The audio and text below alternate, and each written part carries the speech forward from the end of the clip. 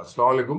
I welcome to all my online interested and serious students to this free online guidance class of TET and CTET CDP guidance by KS Jamil, टिमरिस Zaheerabad.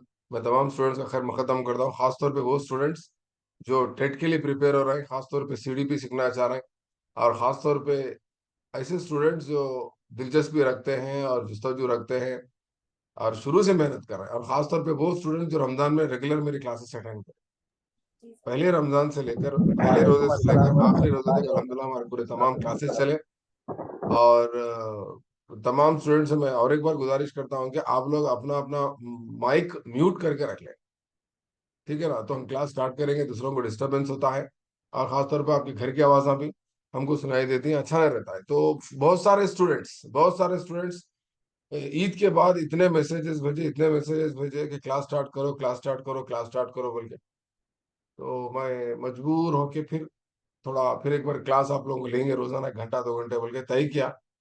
और time भी मैं सोच रहा हूँ कौन सा time रखना, सुबह बेहतर रहता है या शाम में बेहतर रहता है, मैं कंफ्यूजन में उलझन में हूँ। और अफसोस की बात क्या रही, ईद के दिन और ईद के बाद बहुत कम स्टूडेंट्स ईद मुबारक का मैसेज भेजे मेरे को। ईद के दिन भूल गए आप लोग मेरे को, ईद के दिन भी भूल गए, ईद के बाद भी भूल गए। बहुत कम स्टूडेंट्स मैसेजेस भेजे और कम स्टूडेंट्स याद रखे मुझे। खैर कोई बात नहीं, आप तमाम को मेरी तरफ से ऑन अगेन ईद मुबारक, क्योंकि मैं ईद मुबारक सबको कह नहीं सका, ग्रुप में शायद मैं दिया था मैसेज। मैं तमाम स्टूडेंट्स को जो रमजान में रेगुलर आए थे और जो भी ऑनलाइन में मेरी क्लास हो रहे हैं, तमाम स्टूडेंट्स को वंस अगेन और एक बार मैं ईद मुबारक कहते हुए मेरी क्लास का आगाज करता हूं। तो जैसा कि बहुत सारे स्टूडेंट्स ने मुझे रिक्वेस्ट किया था, सर कुछ ना कुछ क्लास लो, कुछ ना कुछ समझाओ, आदत हो गई हमको सबके बता रहे। खैर चलो ठीक है, तो बहुत अच्छी बात है। तो मैं सोचा कुछ आप लोगों को समझाएंगे, कुछ पढ़ाएंगे बोल के। तो मैं एक मौजूद सोचा। बहुत सारे स्टूडेंट्स ये पूछ रहे थे कि सीडीपी क्या है, पेडागोजी क्या, इनका डाउट था। और आप लोग और कर रहे होंगे, मैं जैसा शुरू किया था क्लास, आपको पहले मैं शुरू में डेवलपमेंट बोला था, डेवलपमेंट से मुताल्लिक समझाया। डेवलपमेंटल थीरीज तो मैं नहीं समझाया, क्यों नहीं समझाया आप लोग, डेवलपमेंट थीरीज के बारे में बोला, खाली चार्ट बना के। कौन सा डेवलपमेंट थ्योरी किसका है बोला था मैं, चार्ट बना के पूरे साइंटिस्ट के नाम बता के, जीन पियाजे से लेकर लॉरेंस कोहलबर्ग वगैरह वगैरह पूरी लिस्ट बना के आपको एक्सेल शीट में वो शेयर भी किया था, फोटोज भी भेजा था, उनके थ्योरी का नाम, वो लोग कहाँ के, कौन सा साल है, उनके इंपॉर्टेंट कॉन्सेप्ट्स क्या है, वो थ्योरी के स्टेजेस क्या है, तमाम चीजें मैं आपको शेयर किया था। याद है ना आपको, ये भूल गए बात? यस अलबत्ता सर, याद डिटेल है। में नहीं बोला था, सर याद है सर। डिटेल में नहीं बोला था, हाँ, डिटेल में नहीं बोला था। उसके बाद फिर हम क्या करें, डिटेल में थोड़ा सा क्या करें, लर्निंग कॉन्सेप्ट सेकंड यूनिट है आपका। टेट में 3 यूनिट है आपके इंपॉर्टेंट। एक है development, development of the child, सिर्फ सीडी जिसको सीडी भी बोल रहे हैं हम, development of the child, child development एक है। दूसरा क्या है बोले तो लर्निंग एंड लर्निंग थ्योरीज है। और तीसरा तीसरा क्या है बोले, पेडागॉजी है।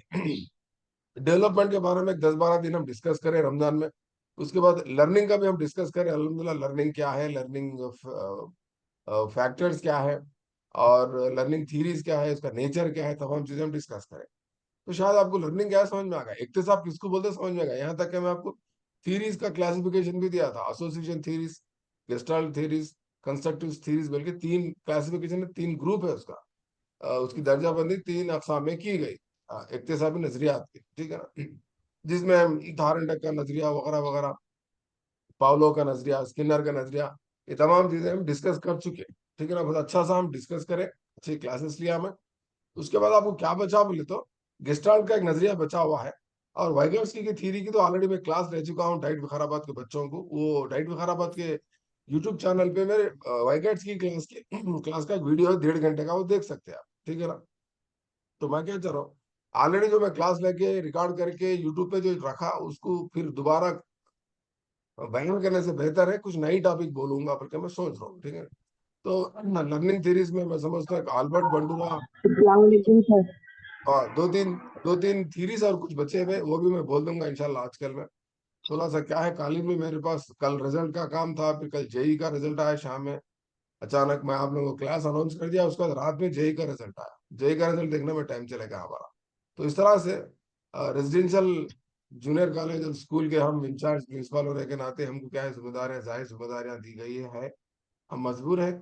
मैं मेरे दिल में आप लोगों को पढ़ाना बल्कि भी है, खिदमत करना बल्कि भी है। कल कोई तांडूर से फोन करे तांडुर में टेट की क्लास चालू हो गई, आप आके एक दिन पढ़ा के जाओ सर, सुबह से शाम तक वन डे पूरा सीडीपी बोल के जाओ बोल के बोले। मैं बोला सीडीपी एक दिन में तो नहीं होता, 3 दिन में बोल सकते हैं। मैं कोशिश करता हूँ बोल के बोला। और परसों कोई वो बांसवाड़ा बोधन भैंसा वाले भी फोन कर रहे हैं बोल के, करीमनगर वाले भी फोन करे। तो इस तरह से मैं आप लोगों को भी बोला था, अगर कोई ये खरीब के जहराबाद, सदासपेट, नारायणखेड़, संगारेड्डी, कोहिर, तांडोर, विकाराबाद, आंदोल, जोगीपेट, पटनचोर, ये अतराफ अकराफ जहराबाद के अगर कोई है जहां से मैं आधे घंटे से घंटे के अंदर पहुंच सकता हूँ, वहां अगर टेट की क्लास चल रही है मेदक जैसा, सिद्दीपेट जैसे मकामात में, अगर आप मुझे इनवाइट करें वहाँ की इंतजामिया को बोल के, तो मैं इंशाल्लाह मैं आके आपको 1 दिन या 2 दिन में मैं इंशाल्लाह मैं सीडीपी पूरी 2-3 दिन में कंप्लीट करके जाने की कोशिश में रहूंगा मैं इंशाल्लाह। अगर आप इंतजामिया मैनेजमेंट ऑर्गेनाइजिंग कमेटी से बात करके मुझे इनवाइट करें तो इंशाल्लाह मैं आने की पूरी कोशिश करूंगा। मैं तो तैयार हूँ, समर हॉलीडेज है, ठीक है। तो बात रही कि पेडागॉजी क्या है, क्योंकि अभी जैसा कि अभी थोड़ी देर पहले बताया, मैं आपको डेवलपमेंट देख ली हम और लर्निंग थीरीज। डेवलपमेंट का एक्चुअली मीनिंग हिंदी पढ़ाई सर, अब पेडागॉजी के ही टॉपिक बोलिए। डेवलपमेंटल थीरीज का वीडियो है, जैसे कि जीन पियाजे का नजरिया का वीडियो है यूट्यूब पे मेरे, और लॉरेंस कोइलबर्ग का वीडियो भी है। तो इस तरह से डेवलपमेंट से मुताल्लिक कम से कम 10-12 वीडियोस है। आप यूट्यूब चैनल पे मेरे वीडियोस देख के नोट्स बना के तैयारी करो, परेशान होने की जरूरत नहीं है। अब रहा मसला लर्निंग का भी तकरीबन रमजान में मैं अल्हम्दुलिल्लाह बोल चुका हूँ। उसके बाद पेडागॉजी क्या है देखेंगे, ठीक है ना। पेडागॉजी क्या बोलते हैं, पेडागॉजी से मुताल्लिक तसव्वुरात क्या है, आज हम थोड़ा सा बयान करने की कोशिश करेंगे, ठीक है ना, जितना टाइम हमारे पास मिला। तो उससे पहले मैं आपको मोटिवेट करने के लिए, हाल ही में सिविल सर्विसेज का रिजल्ट आया, वाकिफ है हम तब आप तमाम लोग, सिविल सर्विसेज का रिजल्ट आया जिसे आईएएस आईपीएस बनते। सिविल सर्विसेज एग्जाम कंडक्ट करने वाला इदारा कौन सा है हिंदुस्तान में, कल आपको जीके में क्वेश्चन आता डीएससी में, सिविल सर्विसेज एग्जाम्स कंडक्ट करने वाला इदारे का नाम क्या है हिंदुस्तान में, बोल के पूछता था। क्या टिक करना है आपको, आपके स्क्रीन पे या सामने नौशीन के नीचे लिखा हुआ है देखो, सेंटर में मुबारक नौशीन पर लिखा ना, उसके नीचे लिखा हुआ है देखो यूपीएससी। यूपीएससी बोल। सिविल सर्विसेज का एग्जाम मुनक्किद करने वाला इदारा हिंदुस्तान में क्या है बोलते, UPSC, union public service commission बोलते उसको। बाज़ाब्ता पार्लियामेंट की पार्लियामेंट्री बॉडी है, बाज़ाब्ता कानूनी, ये एक ऑर्गेनाइजेशन है, एक तंजीम है, ठीक है ना, एक पार्लियामेंट्री बॉडी है ये, ठीक है ना। दस्तूर के 4 सुतूनों में से एक यूपीएससी भी है, जैसा कि काग है, यूपीएससी है, और सुप्रीम कोर्ट है, और ईसीआई है, इलेक्शन कमीशन ऑफ इंडिया, ठीक है ना। तो इस तरह से आप दस्तूर हिंद का भी मुताला करना। दस्तूर हिंद के बारे में मैं आपको इससे पहले बोला था, फ्लिपकार्ट और अमेजन पे इंडिया का और वर्ल्ड का मैप मिलता 150 रुपए में, उसके साथ कॉन्स्टिट्यूशन के आर्टिकल्स का एक चार्ट आता, ठीक है ना, वो मंगा लेना। कोई पूछे भी नहीं, मैं इससे पहले भी बोला था आपको मंगा लो बोल के, खासतौर पे सोशल के स्टूडेंट्स और खासतौर पे ग्रुप के स्टूडेंट, खासतौर पे दूसरे स्टूडेंट, डीएससी को तैयार होने वाले स्टूडेंट, जीके के लिए, करंट अफेयर्स के लिए, ये वर्ल्ड मैप इंडिया का मैप लगा के रख लिए, तो साथ में कॉन्स्टिट्यूशन के आर्टिकल्स के भी एक चार्ट आता, पूरे आर्टिकल्स पूरे देख सकते हैं जिसके अंदर यूपीएससी का जिक्र है। एनीवे, हाल ही में सिविल सर्विस का रिजल्ट आया, आप लोग देखे, ये अनन्या रेड्डी बोल के तेलंगाना से नो टॉप करे, और ये नौशीन बेगम ऑल इंडिया 9th रैंक लेके आए, छोटी सी उम्र, 24 साल की उम्र में इन्होंने सिविल सर्विसेज क्रैक किया, आईएएस बन गए बल्कि, इनके बारे में आया। और महबूब नगर की एक लड़की, महबूब नगर की एक लड़की, क्या नाम है उनका, बोलो। महबूब नगर की लड़की जो आईएएस बने, आईएएस सिविल सर्विसेज में कामयाब हासिल करे, 270 रैंक आया उनका। क्या नाम है जी उनका, महबूब नगर की लड़की का क्या नाम है, बोल सकते कोई। यूपीएससी 2023 के नताइज में महबूब नगर की एक लड़की का जिक्र आया। आप लोग देख रहे हैं, स्क्रीन पे दिख रहा है आप लोगों को,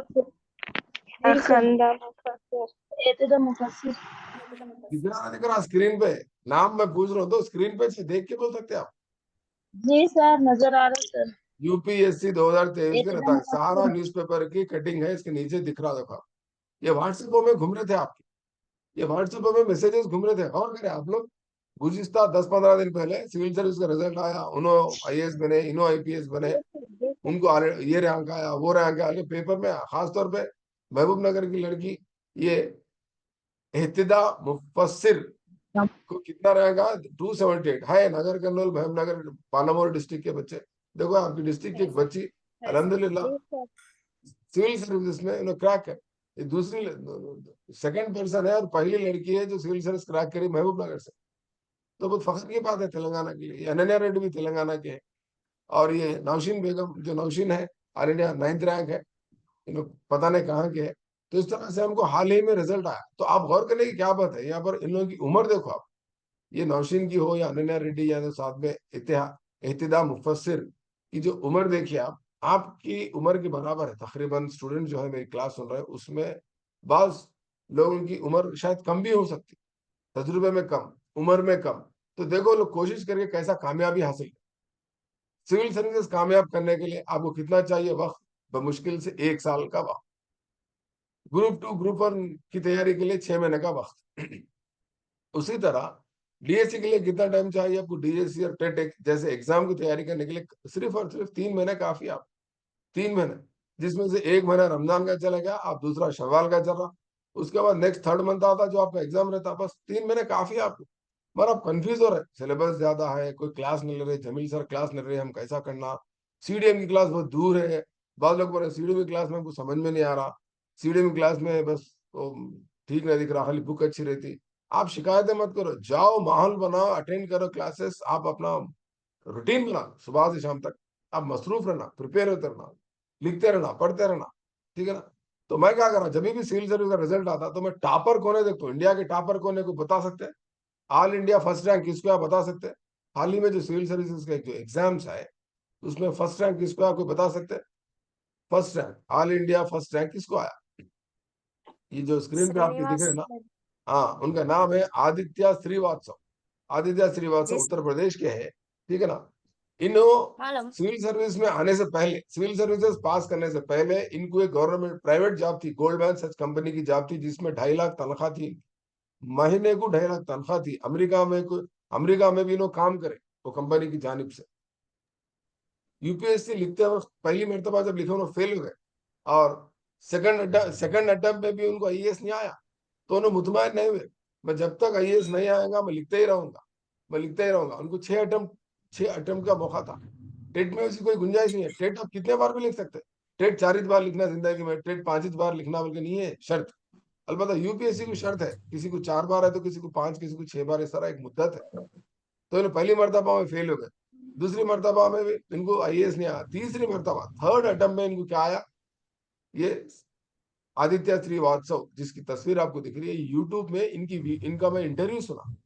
कभी भी क्या करता हूं मैं, सिविल सर्विसेज के टॉपर्स का फीडबैक देखता हूँ, बच्चे कैसा प्रिपेयर करे, कैसा स्टूडेंट्स प्रिपेयर हुए, उनको कैसा मिला, उनको जॉब कैसा, उनको all India rank first rank आया, सिविल सर्विस कैसा क्रैक करे। बल्कि मैं इनका जब इंटरव्यू देखा, उनके पेरेंट्स का, खासतौर पर मैं ये आदित्य श्रीवास्तव के पेरेंट्स का भी इंटरव्यू देखा, उनके घर का, उनके घर में अम्मी अब्बा दादा उनके नाना जो उनके बारे में बोल रहे हैं, उन्होंने बोल रहे हैं हर वक्त सिर्फ बच्चा पढ़ता था, पढ़ता था, पढ़ता था, पढ़ता था, घर को नहीं आता था, सिर्फ पढ़ता था, सुबह से शाम तक पढ़ना पढ़ना पढ़ना, पढ़ने में मशगूल रहता था।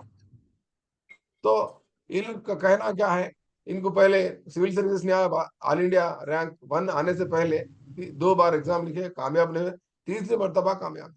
आप 1 बार टेट नहीं आया तो मायूस हो जा रहे हैं, 2 बार टेट नहीं आया तो मायूस हो जा रहे हैं। आप लिखो, आप भी लिखो, 3 बार लिखो, 4 बार लिखो, 5 बार लिखो। अरे सब टेट बार बार नहीं आता ना, तो टेट नहीं आया तो सी टेट तो आता ना। अरे सी टेट बहुत इंग्लिश में रहता, वो सेंट्रल का है, आपको समझ में नहीं आता तो जमील सर के क्लासेस सीडीबी सुन लो, थोड़ा कंटेंट पढ़ लो, एनसीईआरटी के टेक्स्ट बुक्स लगे, बुरा क्या है बोलो। तो बहरहाल 3rd रैंक में आदित्य श्रीवास्तव को एग्जाम आया, तो एग्जाम में कामयाब है। और आप खूबी क्या आदित्य श्रीवास्तव की, मैं और एक बात बताता हूँ आपको, उन्होंने खाली रह के प्रिपेयर रहे हुए एग्जाम को, ये याद रखो आप। आदित्य श्रीवास्तव सिविल सर्विसेज के लिए आपके जैसा खाली घर में रह के उन्होंने एग्जाम के लिए प्रिपेयर नहीं हुए, बल्कि जॉब करते हुए उन्होंने ऑलरेडी आईपीएस का सिलेक्ट हो गए थे। आईपीएस की ट्रेनिंग कहाँ पढ़ते थे, कोई बता सकते हैं? हैदराबाद में है, अप्पा बोल के, हैदराबाद में राजीव गांधी के अप्पा जंक्शन बोलते, टेस्पा बोलते हैं उसको, ठीक है ना। सरदार वल्लभ भाई पटेल सेंट्रल पुलिस एकेडमी बोल के पीछे दिख रहा, पर हिंदी में लिखा हुआ है देखो, हैदराबाद में, हैदराबाद में चलो, इनकी हैदराबाद में आईपीएस की ट्रेनिंग चल रही, रिजल्ट आया तो सब जगह जाके इनकी इंटरव्यू ली। तो बोलने का मतलब क्या है, उन जॉब करते हुए, ट्रेनिंग करते हुए, फिर दूसरे एग्जाम की तैयारी भी करे अल्हम्दुलिल्लाह, और उनको फर्स्ट रैंक आया। तो इस तरह आप भी एक जज्बे से, आप भी एक पॉजिटिव जज्बे से आप क्या करो, वो तो तैयारी करो। नहीं साहब मैं जॉब को जा रही हूँ, मैं पढ़ रही हूँ ना, मैं पढ़ा रही हूँ, मेरा जॉब है, मैं टीचिंग का, अरे टीचर के जॉब, टीचरों को छुट्टियां मिल गई आज से, नहीं मिली थी छुट्टियां, बोलो 24 तारीख को छुट्टियां। नहीं सर हमारा प्राइवेट है ना, प्राइवेट भी रहा तो आप जॉब छोड़ दो, कौन करो, पर आपको आप जॉब छोड़ के तैयारी कर सकते हैं।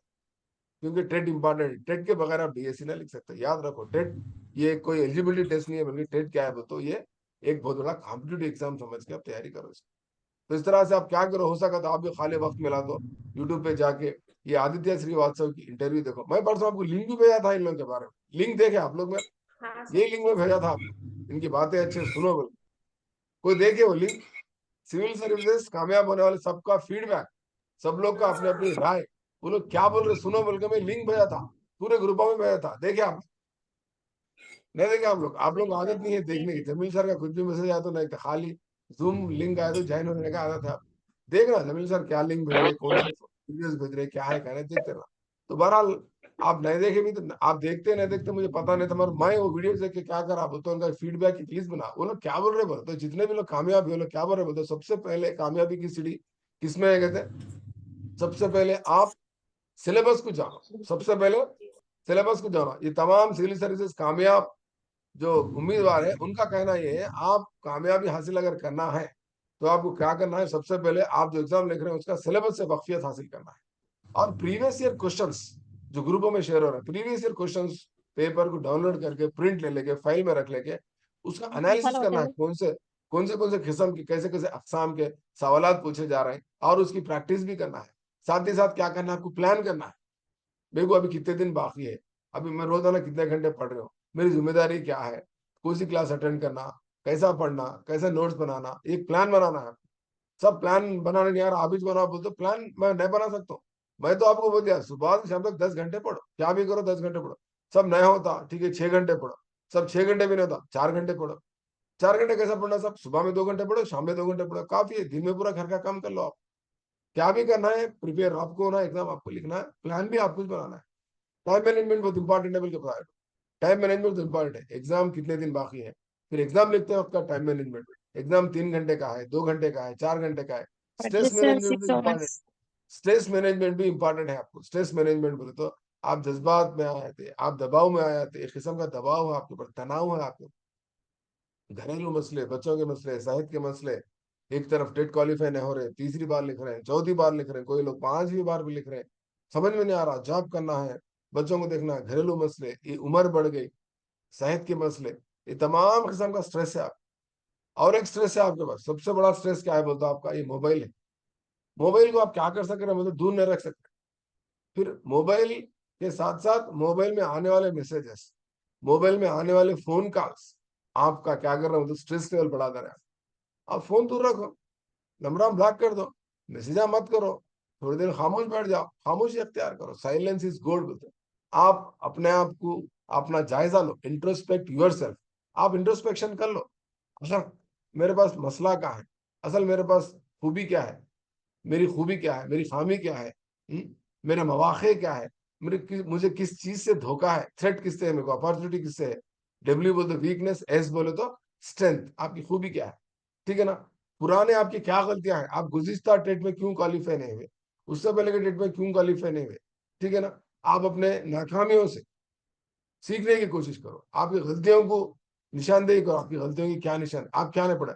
अरे लास्ट टाइम में सोशल अच्छा नहीं पढ़ी, अरे लास्ट टाइम में सीढ़ी भी अच्छा नहीं पढ़ी, मैं लास्ट टाइम असल किताब ही नहीं पकड़ी। आपके पास कुछ रहता, कुछ ना कुछ एक खामी होती जिसकी वजह से आप सही तैयारी नहीं कर सकते, उसका जायजा लेना, नोटबुक में लिखो, पेपर पे लिखो। पेपर पे लिखो बोलते बच्ची क्या करे, लिख के मेरे को व्हाट्सअप करिए मेरे प्रॉब्लम सॉल्व। मैं आपके प्रॉब्लम को सॉल्व नहीं कर सकता हूँ, आप निकालो मसले का हल। मसला आपके पास है तो उसका हल भी आपके पास है, अच्छा सोचो आप। ठीक है ना? तो आप अपने आप पे भरोसा रखो, ट्रस्ट यूर सेल्फ। ठीक है ना? आपके आपके पास कुछ ना कुछ खूबी है, आपके पास खूबी है, आप साबित कर दिए। क्यों साबित करें? आज जमील सर की क्लास 7 बजे से अटेंड करना है तो आप क्लास को सुबह से इंतजार कर रहे हो, चैन भी हो गया, आप सुन रहे हैं मेरी आवाज। ये खूबी है आपके पास, अल्हम्दुलिल्लाह। आपके पास एक क्लास सुनने की खूबी है, क्लास अटेंड करने की खूबी है। खैर अब रमजान में तो हमें क्लास अटेंड नहीं कर सके, रमजान में आपको सरी करते और फजर की नमाज पढ़ते नींद आ गई थी, आपको थक गए थे आप, जब आपके पास उतनी दिलचस्पी नहीं थी। अब तो रमजान नहीं है, अब तो शवाल है। नहीं साहब मैं शवाल के भी रोजे रह रहे हो, तो मैं भी रह रहा हूँ शवाल के रोजे। शवाल के रोजे रहते कि आप क्लास अटेंड नहीं करते, टेट के दिन में मैं रोजा रह के मैं एग्जाम नहीं लिखती हूँ तो नहीं चलता। ये रोजे रहना, इबादत करना, नमाज पढ़ना, ये आपका जाती मसला है, पर्सनल फैक्टर है, इसको आप इसमें इन्वॉल्व नहीं करना। ठीक है ना? तो आप पहले सोच लो, और दूसरी अहम बात यह देखो, कंटिन्यूटी बोल के लिखा हुआ, मैं आपको येलो करके दिखाता हूँ, कंटिन्यूटी। आपके पास कंटिन्यूटी नहीं है। वो लोग क्या बोल रहे हैं, कामयाब सिविल सर्विस में कामयाब होने वाले उम्मीदवार क्या बोल रहे हैं, प्रिपरेशन में प्रिपरेशन कंटिन्यू रहना आपका। रमजान में क्लासेस अटेंड कर लिए, जमील सारी क्लास खत्म, प्रिपरेशन खत्म। अब फिर लिंक हो जाए, फिर जहन में अभी जहन में आ रहा आपके टेट के बाद।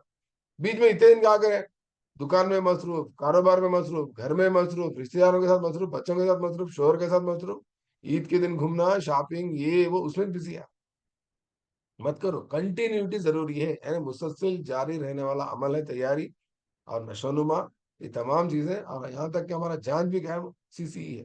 तो आपकी तैयारी भी कैसा रहना, कंटिन्यूटी रहना, कंसिस्टेंसी। कंसिस्टेंसी बोल तो रोजाना 5 बजे उठ रहे हैं तो 5 बजे उठना, रोजाना 10 बजे सो रहे हैं तो 10 बजे सोना, रोजाना 4 घंटे पढ़ रहे हैं तो 4 घंटे बराबर पढ़ना।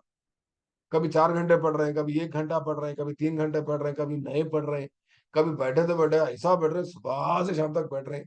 नहीं होता ऐसा, उनसे लड़ लेके गुस्से में बैठ जा रहे हैं, इनसे लड़ लेके गुस्से में बैठ जा रहे हैं। लड़ लेके बैठे तो पढ़ाई नहीं होती थी, आप उनसे बहस कर लेके बैठ जा रहे हैं, नहीं होता। आप माहौल बना, ठीक है ना, स्मार्ट वर्क करो।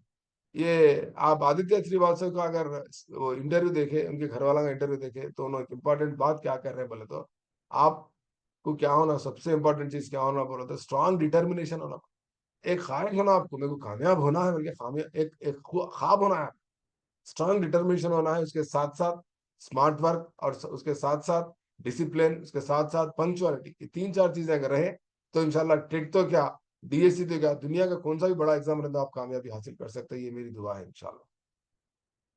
एक में एक मैडम क्या कर रहे हैं, वो सिविल सर्विस की क्या बोल रहे हैं, आइसोलेशन में रहना। कहते आइसोलेशन का मतलब अकेले में, तन्हाई में, सोशल मीडिया को छोड़ के, सोशल लाइफ को छोड़ के, ठीक है ना। थोड़े थोड़े सिविल सर्विसेज तो, ये भी सिविल सर्विस के उम्मीदवार ये तो बता रहे हैं, सबसे आखिर में नंबर 3 पे लिखा देखो मैं, उन्हें बगैर कोई कोचिंग के कामयाबी हासिल करेंगे। यकीन करते आप, बगैर कोई कोचिंग के हम सेल्फ पढ़ लेके सिविल सर्विस क्रैक कर लिए बोल के भी बोले पास। आप अंदाजा लगाओ, सिविल सर्विस जैसे एग्जाम को सेल्फ पढ़ के वो लोग कामयाबी हासिल कर सकते हैं, कोचिंग की जरूरत नहीं है। तो अब मामूली छोटा सा एग्जाम टेट का, इसके लिए कहीं को कोचिंग की जरूरत है जी आपको। जहां पर उर्दू है, उर्दू आप पढ़ के याद समझ सकते हैं, इंग्लिश आप पढ़ के समझ सकते हैं, ईवीएस पढ़ के समझ सकते हैं, सोशल पढ़ के समझ सकते हैं। आपको कौन सी चीज रोक रही है आप, फिर भी आप जमील सर की क्लास को आ रहे हैं, अल्हम्दुलिल्लाह फ्री गाइडेंस कोचिंग मिल रहे हैं आपको। तो याद, आप याद रखिए, तमाम चीजों का जायजा लेके आप भी कुछ एक अच्छा मंसूबा बनाओ और आगे बढ़ो। और ये तमाम चीजें ये जो है, एक स्टूडेंट के बारे में नहीं है ये, हर एक स्टूडेंट हर एक फीडबैक दिया, अलग अलग फीडबैक दिया। जरूरी नहीं है सबके लिए ये अमल में आना, सबके लिए अप्लाई होना। तो हर स्टूडेंट का अपना अपना एक मंसूबा होता, हर स्टूडेंट का एक अपना अपना एक स्ट्रैटेजी होता। आप भी अपना अपना सिचुएशन देखिए, आपका माहौल देखिए, आपके सरकमस्टेंसेस, कंडीशंस, आपके जिम्मेदारियां, जायज जिम्मेदारियां, आपकी उम्र, आपकी सेहत, तमाम दीगर अनासर को मद्देनजर रखते हैं आप अपना मंसूबा बना के आगे बढ़ने की तैयारी करो। तो तैयारी करेंगे, और अभी भी टाइम है, आपको करेंगे तैयारी, टेट की अच्छी तैयारी करेंगे। जी सर। हाँ। तमाम जी चीज सर। ध्यान में रखें, आप अपना माहौल को इंशाल्लाह जायजा, सर। हाँ, आप अपना आप अपना घर के हालात कैसे देख के आप अपना एक अच्छा सा एक मंसूबा बना के आगे बढ़ो। आपके लिए रोल मॉडल कौन है, ये सिविल सर्विस में कामयाब होने वाले ये रैंकर, जो आपके स्क्रीन पे जो फोटोज देख रहे हैं, चुप एक 2-3 रखा मैं आपकी मोटिवेशन के लिए, रखा है मैं, पेपर कटिंग्स बहुत आए थे, 2-3 मैं आपके सामने रखा। बोलने का मतलब क्या है बोल तो, इन तमाम कामयाब उम्मीदवार के उनके फीडबैक से हमको भी क्या है, एक हौसला हासिल करते हुए अपनी तैयारी को जारी रखना, ठीक है ना। तो आज की क्लास आगाज करने से पहले एक पीवाईक्यू, प्रीवियस ईयर का टेट का एक क्वेश्चन आपके सामने रख रहा हूं मैं, जल्दी जल्दी पढ़ो और इसका आंसर बोलने की कोशिश करो।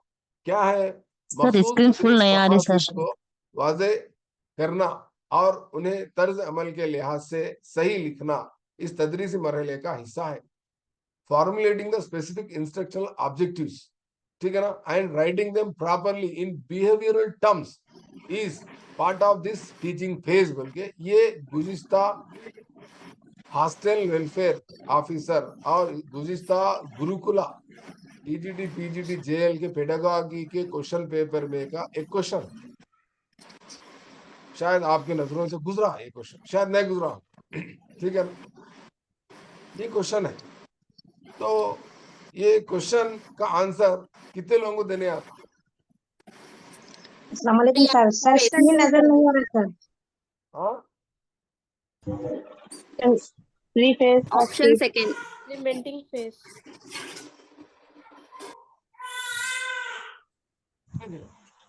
नहीं सर, हम ये दूसरा ये समझ में नहीं आया क्वेश्चन। बोलता आपको और एक क्वेश्चन ये भी आपकी नजरों से गुजरा होगा, हाल ही में ग्रुप में डिस्कशन में आया था, मैं देखा है कोई ग्रुप में, आपको यहाँ भी सेम वही क्वेश्चन है, सिमिलर क्वेश्चन है, सिमिलर क्वेश्चन आपके स्क्रीन पे है जो टेट में आया था, टेट के क्वेश्चन पेपर का क्वेश्चन है।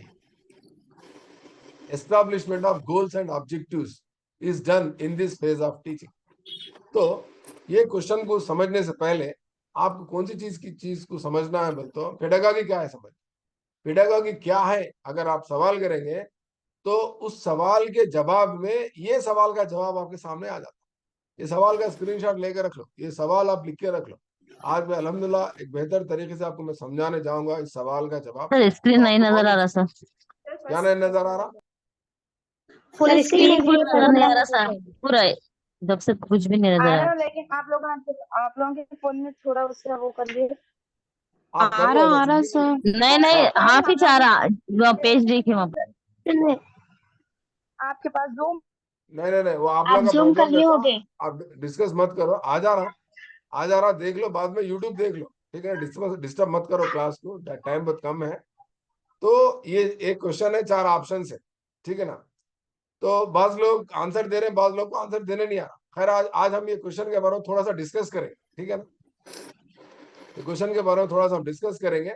अब दिख रहा ना पूरा फुल स्क्रीन। तो सबसे पहले आपको समझना क्या है बोलते हो, टीचिंग क्या है समझना। फिर टीचिंग में कितने मराहिल है समझना है। टीचिंग में आमतौर पर क्या होते हैं, तदरीस में कितने मराहिल होते हैं?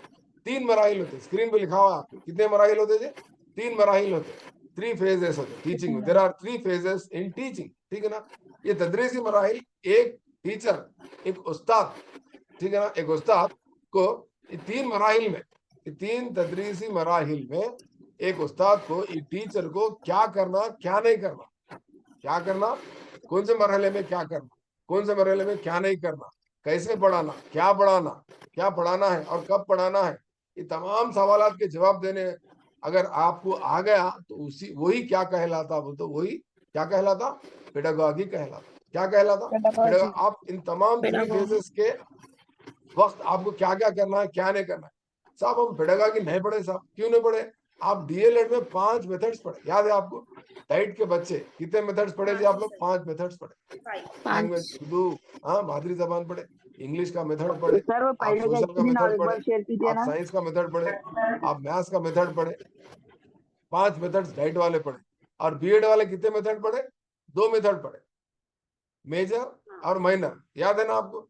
हाँ नहीं सर, वो खासतौर पे कौन बच्चे जवाब दे सकते हैं बोल तो, डाइट को जो क्लासेस को जो रेगुलर के बच्चे, बीएड के क्लासेस को जो रेगुलर के बच्चे, ठीक है ना। रेगुलर जाने के बाद वहां पर माइक्रो टीचिंग के सेशंस होते, मैक्रो टीचिंग के सेशंस होते, टीचिंग प्रैक्टिस के सेशंस होते। वो लोग क्या करते, लेसन प्लान बनाते, पीरियड प्लान बनाते, ठीक है ना। वो बच्चे ही पेडागॉजी क्या है उनको मालूम रहता, सबको मालूम नहीं रहता। पर अफसोस की बात क्या है बोलते, पूरे के पूरे ज्यादा से ज्यादा बच्चे रेगुलर क्लासेस को नहीं जाते, सिर्फ 2 ही बार जाते कॉलेज को। कब जाते जी? 2 बार बोल दो, एक बार फीस भरने जाते एडमिशन के टाइम, फिर दूसरा एग्जाम का हॉल टिकट लेने जाते, बस 2 ही बार। और पहले से बात कर लेते, सर हम मैरिड है, हम नहीं आ सकते, हम जॉब कर रहे हैं, हम नहीं आ सकते, हम मजबूर है, हम नहीं आ सकते, अटेंडेंस की फीस दे सकते, कहा दे दो, इतने दे दो, उतने दे दो, बोलते पैसे बन के खाली बस फोनों पे यहाँ से वहां से मवाद मंगा लेके एग्जाम लेके पास हो रहे। उनको क्या मालूम होता? उनको पेडागॉजी का प्रॉब्लम नहीं होगा। पेडागॉजी बोलना, पेडागॉजी बोलना, पेडागॉजी बोलना उनको मालूम ही नहीं। ऐसे बच्चे पेडागॉजी नहीं बोल सकते। वो बच्चे जो खास तौर पे रेगुलर गए, क्लासेस सुने करे, वो बच्चे ये पेडागॉजी क्या है उसका आंसर दे सकते। मैं आपके स्क्रीन पे और एक स्लाइड रख रहा हूँ, इस स्लाइड का आप जायजा लीजिए, आप ये क्वेश्चंस के आंसर देने की कोशिश कीजिए। ये टीचिंग में 3 फेजेस है, ठीक है ना। टीचिंग में 3 फेजेस है, बल्कि कौन बोले? उस साइंसदान का नाम क्या है? आज मेरी क्लास अटेंड करने का फायदा है। देखो आप वो क्वेश्चन का आंसर सेकंड है, थर्ड लेवल का आसानी से बोल दे रहे। असल ये फेजेस बनाए कौन, ठीक है ना। हिडन करिकुलम बल्कि एक जुमला किसने पेश किया? Hidden curriculum. सेकंड क्वेश्चन देखो, 122वां सवाल, 123वां सवाल आपके स्क्रीन पे। ए लाइफ इन क्लासरूम्स नाम की एक किताब किसने लिखा? ये सवालात है आपके, ये नोटबुक में नोट करके रख लो। आगे आगे हम डिस्कशन में इंशाल्लाह हम ये सवालात के तमाम आपको जवाब मिलने वाले हैं। ले लिया अस्सलाम स्क्रीन? वालेकुम सर बहुत इंपॉर्टेंट है, बहुत इंपॉर्टेंट। आपको मैं समझता हूँ बीएड के कोई टेक्स्ट बुक में नहीं है, डाइट के कोई टेक्स्ट बुक में आपको ये सवालात के जवाब शायद नहीं मिलेंगे।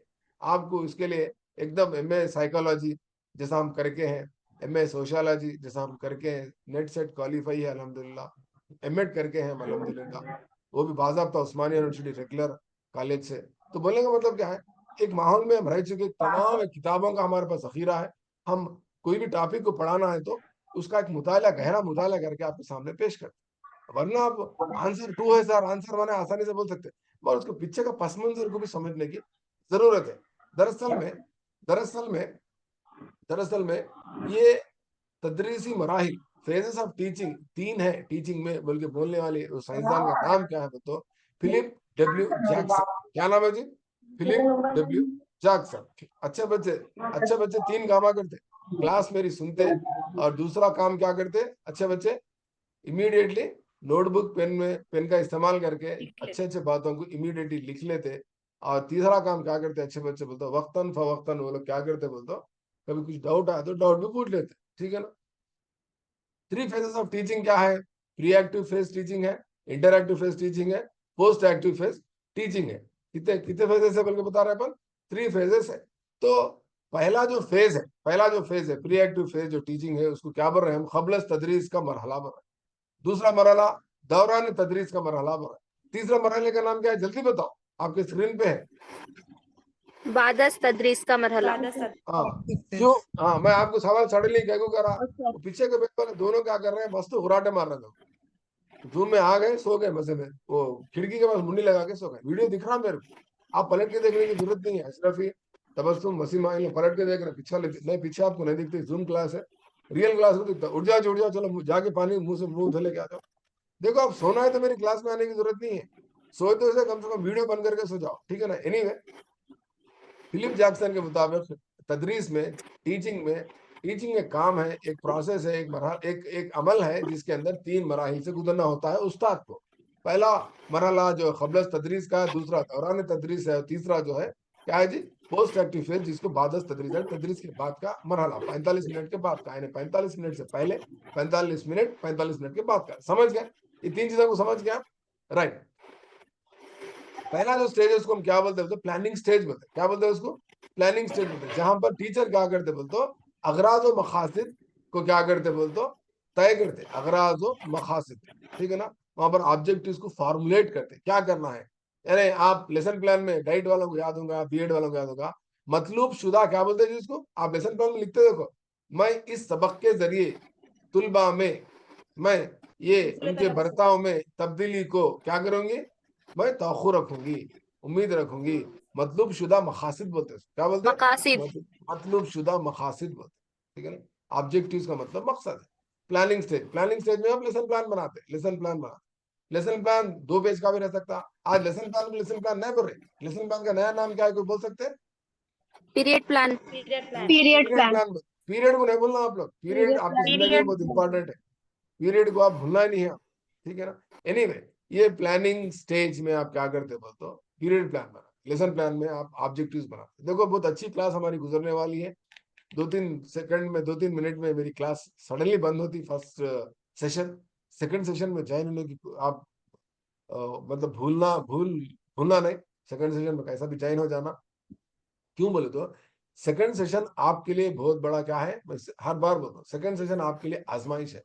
बहुत सारे स्टूडेंट क्या है, ज्वाइन नहीं होते, प्रॉपरली ज्वाइन होते। आप कुछ मत करो, आप क्या करो, फोन को रीस्टार्ट करो, यूट्यूब में जाओ, मेरे लिंक पे फिर एक बार क्लिक करो, खामोशी से शराफत से अंदर आ जाओ।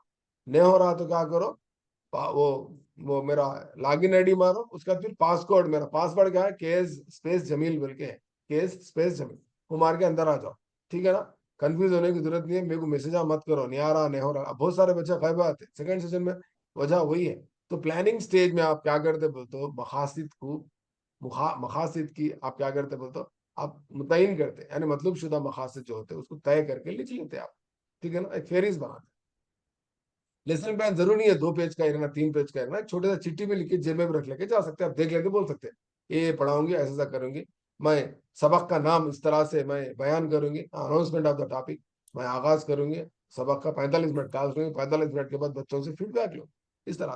तो 45 मिनट का जो दौर रहता है उसको क्या बोलते हैं, बोलते गिविंग इंस्ट्रक्शन बोलते हैं, ड्यूरिंग द इंस्ट्रक्शन बोलते हैं उसको, क्या बोलते हैं बोलते आप जो प्लान बनाए, जो मंसूबा बनाए, वो मंसूबे को 45 मिनट में किस तरह आपको करना है, सबक को कैसा शुरू करना है, बच्चों से प्रीवियस टेस्टिंग प्रीवियस नॉलेज, यानी बच्चों को आप क्या कर रहे हैं, साबिका मालूमात की जानकारी लेते, कौन से दौर कौन से स्टेज में लेते आप, साबिका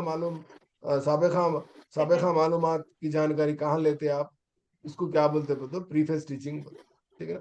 उसके बाद क्या करते, सबक का नाम ऐलान करते, ऐलान करके आप क्या करते बोलते एग्जीक्यूशन स्टेज में आते।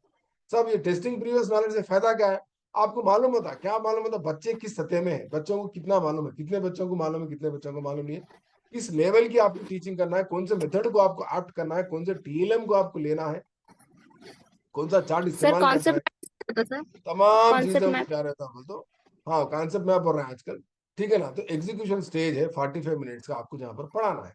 उसके बाद तीसरा स्टेज होता है एवेल्यूएशन स्टेज, जहां पर आप क्या करते हो, अपनी जांच करते हैं, आप बच्चों से फीडबैक लेते, बच्चों को होमवर्क देते, उनका टेस्ट लेते, उनको क्वेश्चंस करते। तो इस तरह से ये स्क्रीन आपके सामने है।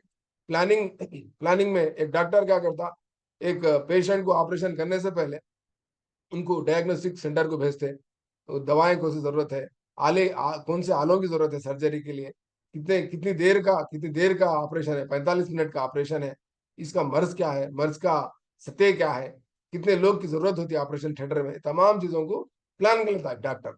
उसके बाद क्या करते हैं, ऑपरेशन 45 मिनट का चालू करता है ना, वो मंसूबे को क्या करते हैं, अमल में लेते हैं, 45 मिनट का जो मामला है, ऑपरेशन है, वो करते हैं। यहाँ पर हमारे लिए डॉक्टर हम कौन है, यहाँ पर टीचर डॉक्टर, पेशेंट को नहीं, हमारे बच्चे, ठीक है ना। उसके बाद ऑपरेशन हो जाता, ऑपरेशन होने का बहुत सारे लोग क्या बोलते हैं, ऑपरेशन सक्सेस,